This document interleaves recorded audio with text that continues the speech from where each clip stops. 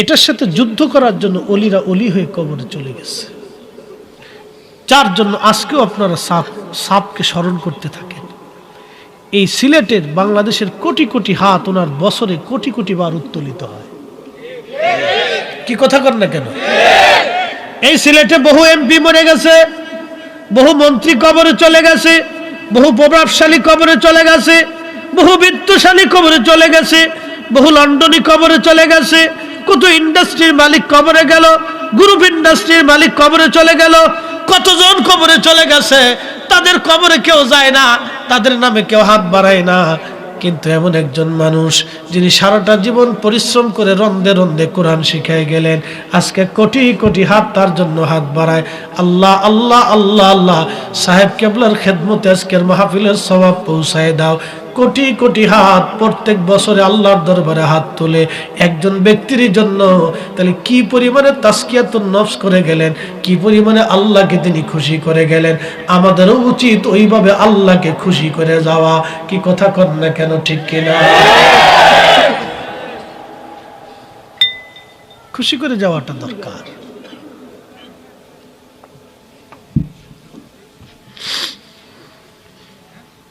হাজিরিন, সুনামপুরবাসী, তাসকিয়াতুন নফস, নিজের আত্মাকে পরিশুদ্ধ করা, আহসানু আমালা, সুন্দর আমলের জন্য একটা সুন্দর মন লাগে, সুন্দর একটা আত্মা লাগে।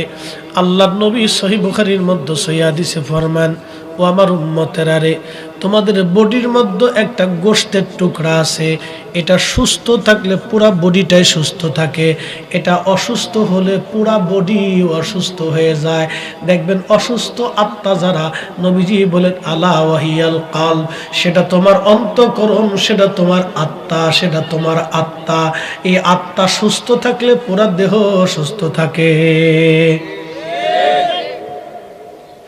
আর এই আত্মা যখন অসুস্থ হয়, পুরা বডি অসুস্থ হয়। কারে মারবে, কারে ধরবে, কার ক্ষতি করবে, খালি এই চিন্তা। কি কথা কর না কেন? আমার দেশের কিছু বেডি আছে পান খায়, যদিও সিলেটে পান খুব প্রসিদ্ধ। আপনারা খাওয়ার পরে পান না খাইলে মনে হয় না যে খাওয়ানো হয়েছে। কি কথা ঠিক কিনা? চা খাইতে হইব আর পান খাইতে হইব, খাবেন, অসুবিধা নেই, নিষেধ নেই, যদ্দূর পারেন খান, খাওয়ানো নিষেধ নেই। বিসমিল্লাহ বলে খান আর আলহামদুলিল্লাহ করে শেষ করেন, অসুবিধা নেই। আমরা কিছু এলাকাতে দেখবেন কিছু মহিলা পান খায় আর খালি গিরাম করে ঘুরে, এই বাড়ির দোষ ওই বাড়ি যাইয়া, ওই বাড়ির দোষ ওই বাড়ি বইলা খালি ভেজাল বাঁধায়। এটা হলো অসুস্থ আত্মা। কি আত্মা? অসুস্থ আত্মা। এটার আত্মাটা অসুস্থ, এই জন্য বডিও অসুস্থ, খালি ছটপট ছটপট করে। এই আত্মার শয়তানের কন্ট্রোলে নিয়ে গেছে, ও চারপাশ দিয়ে ঘুরে।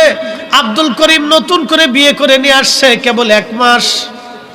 একটা মেয়ে 20 বছর বাবার বাড়ি থাকলো, মায়ের কাছে থাকলো, বাবার কাছে, ভাইয়ের কাছে, বোনের কাছে, ওই গ্রামের প্রতিবেশী আত্মীয় স্বজনদের সাথে। কিন্তু আপনি তারে বিয়ে করে বাড়িতে নিয়ে আসছেন। মেয়েটার বাড়ি হচ্ছে আপনার ওই সুনামগঞ্জ, আপনি নিয়ে চলে আসলেন এই সিলেটের এই কি থানাটা, সুনামপুরে। আপনারা সুনামগঞ্জ থেকে সুনামপুরে নিয়ে আসলেন, এখান থেকে 100 কিলোমিটার দূর হবে।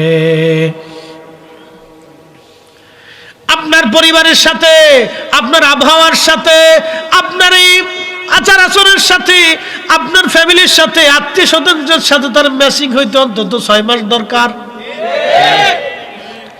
বিয়ে করে আইনে তো কাজে ভেজাই দিলেন। মহিলা চিন্তা করে, ছেলে বিয়ে দিছি, বউ কাজ করবে না তো আমি করবো নাকি? অনেক বেটি বুঝে না, নতুন বউর সাথে ঝগড়া বাঁধাই দেয়। ওই মেয়েটা আসছে, সে তো বাবার আদরের মেয়ে, আমি আমার মেয়েটাকে আদর করি না? কলিজা দিয়ে আদর করি, ভালোবাসছি।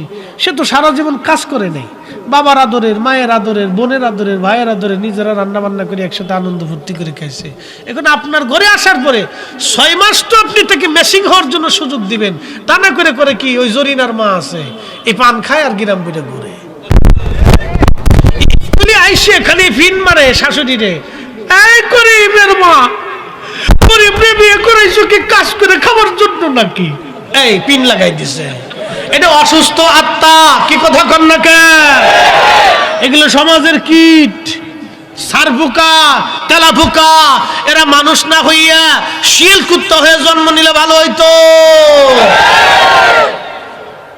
এগুলো মানুষ হইতে অসুস্থ আত্মা, অসুস্থ। এগুলো মনে করবেন এগুলো অসুস্থ।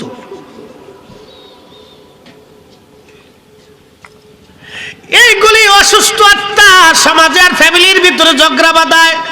এই ঝগড়া বাঁধাইয়া এরা কত হাজার ভাই বোনের ঘর ভেঙে দিয়েছে, দেশে তার হিসাব নাই। এটা মহামারীর মতো একটা ব্যাধি। আপনি জানেন না কত হাজার সংসারেরা ভাঙছে, তার হিসাব নাই। ধরেন করিমের মা অত্যন্ত ভালো মানুষ, অনেক শাশুড়ি আছে খুব ভালো, খুব নরম মনের, বৌমাদেরকে মেয়ের মতো আদর করে, ঠিক কিনা? অনেক মায়েরা আছে বৌমাদেরকে মেয়ের মতো আদর করে। আমি যদি আমার স্ত্রীর সাথে কোনো সময় ঝগড়া করতাম, শোনেন আপনাকে ঝগড়া লাগে না, সোনামপুরে লাগে না, সব বলি আল্লাহ, বিরাট বড় বুজুর্গ। আপনারা মনে করেন যে আপনারও লাগে না? বাংলাদেশে এমন কোন বক্তা নাই যে ঝগড়া না লাগে। যে যত আইসেই বড় বড় বক্তব্য দিক না কেন, কাজ নাই লাগে। ওই এক জায়গায় নেগেটিভ পজিটিভ থাকতে আপনার ঠোয়াঠি ঠোয়াঠি লেগে যায়। আমাদের আঞ্চলিক ভাষায় বললাম আর কি, ধাক্কা ধাক্কি ওই ঝগড়া ভাষা টুকটাক লেগে যায়। আমি সেতলে হে ঠান্ডা, হে সেতলে আমি ঠান্ডা, বুঝছেন না? লাগবে। আমি জীবনে দেখতাম যে আমি ঝগড়া করলে বাদলে মা আমার পক্ষ নিত না, তার বেটার বউর পক্ষ নিত। এখন বুঝি কথাটা তো সত্য। সেদিন যদি সে আমার পক্ষ নিত তাহলে আমি আর উত্তেজিত হইতাম। এমনও হইতে পারতো সংসার ভেঙে যাইতে পারত। কিন্তু সে যখন তার বৌমার পক্ষ নিছে তখন আমি দুর্বল হয়ে গেছি আর আমার স্ত্রী সবল হয়ে গেছে। এটা হলো কাজ। অনেক মহিলারা এটা বুঝে না, অনেক মহিলারা না বুঝে আমি আমার ফুলারে আরেক জায়গায় বিয়ে দিব। কি কথা কর না? আমার ফুলা কি ফরে ফুলা নাকি, ল্যাংড়া নাকি, কানা নাকি, ফুলারে আরেক জায়গায় বিয়ে দেব? শয়তানি মনে করেন যে সাবি মেরে দিয়ে চাষি লাফাও, চাষি লাফা। অসুস্থ আত্মা। কি কথা কর না? কি আত্মা? অসুস্থ আত্মা, সুস্থ না, এটা অসুস্থ আত্মা। নফসে মুতমাইন্না হয় নাই, এটা অসুস্থ। শয়তানে চাবি মেরে দেখে চাষি লাফাও, কয়েকদিন পরেই বুঝবা। এই লাফাইয়া লাফাইয়া দুইটা সংসার নষ্ট করে দিল। স্বামীর স্ত্রী জুদা হয়ে গেল, মেয়ের ঘরে মেয়ে চলে গেল, ছেলের ঘরে ছেলে চলে আসলো। বুঝতে পারছেন? এটা অনেক বড় অশান্তি, ভাষায় প্রকাশ করার মতো না। আর যদি একটা সন্তান থাকে কোন রকম ছোট মোটো বাচ্চা কাচ্চা, এই সমস্ত বিপদ, দুইজনের ঝগড়ার সমস্ত রিজাল্ট সারমর্মটা ওই বাচ্চার ব্রেনে যে আঘাত করে, ও বড় হইতে থাকে আর এগুলি উপভোগ করতে থাকে। মার সাথে বাবার ঝগড়া হয়েছে, সারাসারি হয়েছে, গ্রামের মানুষ, প্রতিবেশী, বন্ধু বান্ধব খুঁটা দেয়, ও বড় পর্যন্ত শুধু খোঁটা শুনতে শুনতে বড় হয়ে জিদ তৈরি হয়। ওই বাবা মার প্রতি তার বিদ্বেষ আসে, ঘৃণা আসে। ওই সন্তান কন্ট্রোলের বাহিরে চলে যায়। বাবা, বাস্তবতা থেকে বলতেছি, যতদূর সম্ভব হবে মেসিং করে দিবে। হাজার কষ্ট হলো স্বামী স্ত্রীর ভিতরে মেসিং করে দিবে, মিথ্যা কথা বলে হলেও মেসিং করে দিবে। যারা স্বামী স্ত্রীর তালাক বিচ্ছেদকে উস্কে দেয়, আল্লাহর কসম করি ও শুয়োরের চাইতে নিকৃষ্ট। এই সমস্ত লোককে জুতা দিয়ে বাইরে সমাজ থেকে আলাদা করে দিতে হবে। এগুলো অসুস্থ আত্মা, এগুলো অসুস্থ আত্মা। প্রিয় হাজিরিন, সুনামপুরবাসী, এই জন্য আহসানু আমালা, সুন্দর আমল আমলের জন্য সুন্দর একটা মন দরকার, একটা আত্মা দরকার।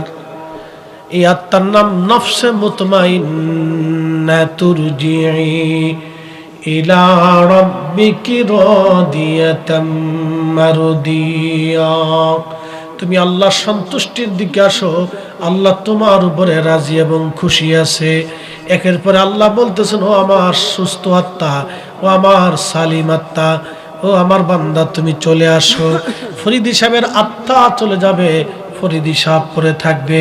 এই বডিটা শুধুমাত্র 4টা পদার্থ দিয়ে বানাইছেন, একটা মাটি, বাতাস, আগুন, পানি। মাটি,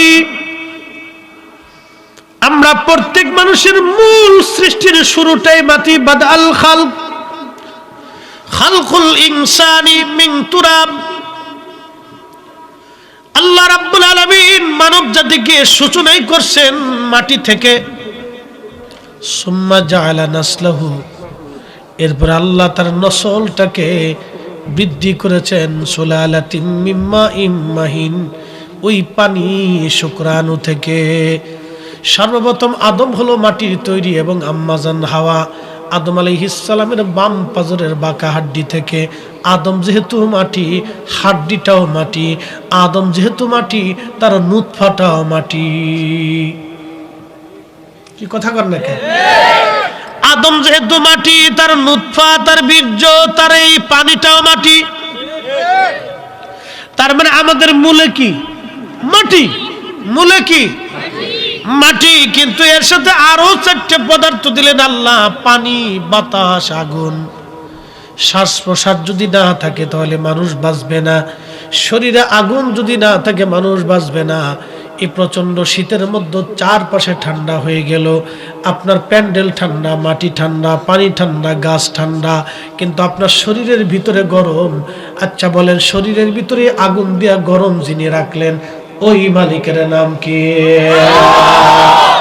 4 রঙের মশলা দিয়া যে কইরাছে তোর গঠন, 4 রঙের মশলা দিয়া।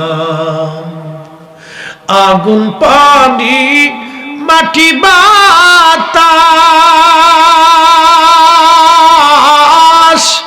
একই যোগে করিয়া প্রকাশ।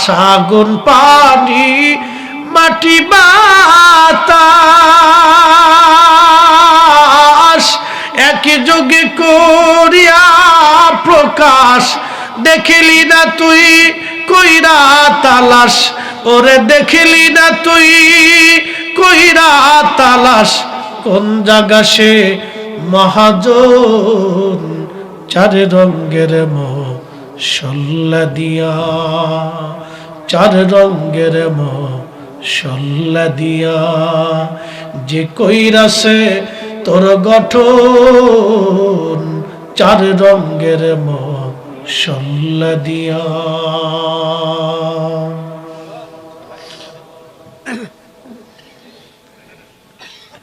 মিনহা খলাকনাকুম ওয়া ফিহা নুঈদুকুম ওয়া মিনহা নুখরিজুকুম। আবার ওই মাটি থেকে তোমার উঠানো হবে।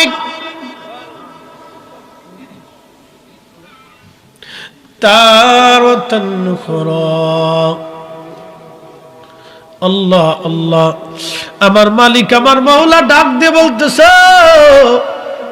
প্রশান্ত আত্মা, সুস্থ আত্মা, তুমি দুনিয়াতে আমার হুকুম মানছো, আমার নবীর গোলামি করছো, তোমার আর কোনো চিন্তা নাই। ফাদখুলি ফি ইবাদি ওয়াদখুলি জান্নাতি।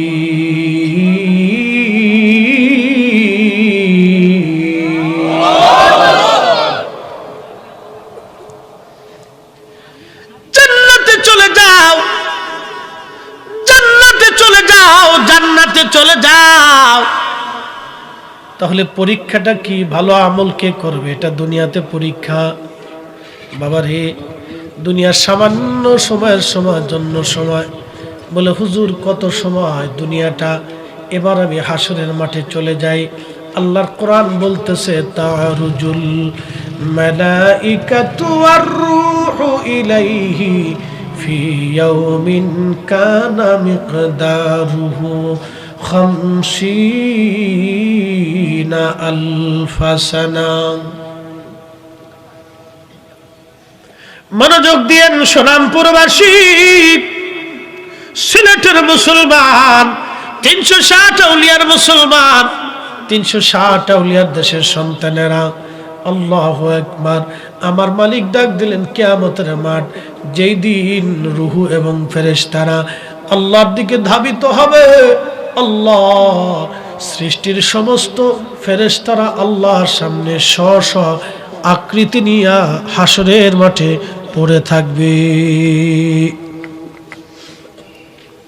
সৃষ্টির সমস্ত ফেরেশতা সেজদার মধ্যে হাসরের মাঠে পড়ে থাকবে। সেই দিন একজন দুইজন ফেরেশতা না, দুনিয়ার বালুগুলি মানুষ গুনে দিতে পারবে, কিন্তু ফেরেশতা কি পরিমাণ আছে গুনে দিতে পারবে না। দুনিয়ার মাটির বালির সংখ্যাগুলি গুনে দিতে পারবে, কিন্তু ফেরেশতা গুনে দিতে পারবে না। তাহলে ফেরেশতা কত আর ওই হাসরের মাঠ কত বড় হবে।